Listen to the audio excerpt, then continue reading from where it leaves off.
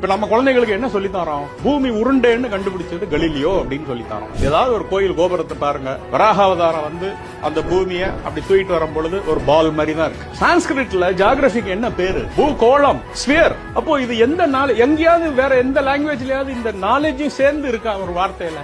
சூரியன் தான் நடுவுல இருக்கு, கிரகங்கள் அதை சுத்தி வருது அப்படின்னு சொன்னதுன்னா நம்ம காப்பர்னிக்கஸ் சொல்றோம். காப்பர்னிக்கஸ் சொல்லி 450 வருஷம் தான் ஆச்சு. எந்த சிவன் கோயில் ஆனாலும் போய் பாருங்க, நவகிரக சன்னதிக்கு நடுவுல யார் இருக்கிறா? சூரியன் தான் இருக்கிறார். இது மாதிரி நம்மள்ட்ட மறைந்து இருக்கக்கூடிய விஞ்ஞானங்கள் நிறைய இருக்கு. நான் தமிழ்ல இருக்கிறத சொல்றேன்.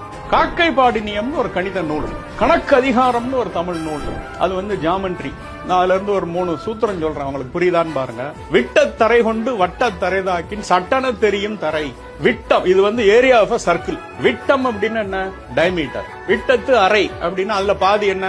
ரேடியஸ். வட்ட அப்படின்னா சர்க்கம்ஃபரன்ஸ், அதுக்கு என்ன ஃபார்முலா? 2πr. வட்டத்துல அரை என்னது? πr.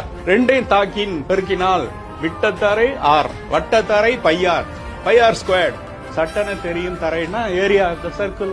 இது நம்மள்ட்ட இருக்கு, புதுசா நான் கண்டுபிடிச்சு சொல்லல. இப்படி ஜாமெட்ரி டக்கு டக்கு நம்ம மனசுல வச்சுக்கிடலாம். அது ஒரு கவிதை மாதிரி அந்த ஓசை நயத்தோடு இருக்கிறதுனால இத்தனையும் தொலைச்சிட்டு நம்ம வெளிநாட்டுல இருந்து இப்ப வந்து ஒரு ஃபார்மேட்ல நம்ம படிக்க ஆரம்பிச்சுட்டோம். வேண்டான்னு சொல்லல, நம்ம நாலேஜ் சிஸ்டத்துல இருக்குங்கிறத நம்ம என்னைக்கு தான் கண்டுபிடிக்கிறது?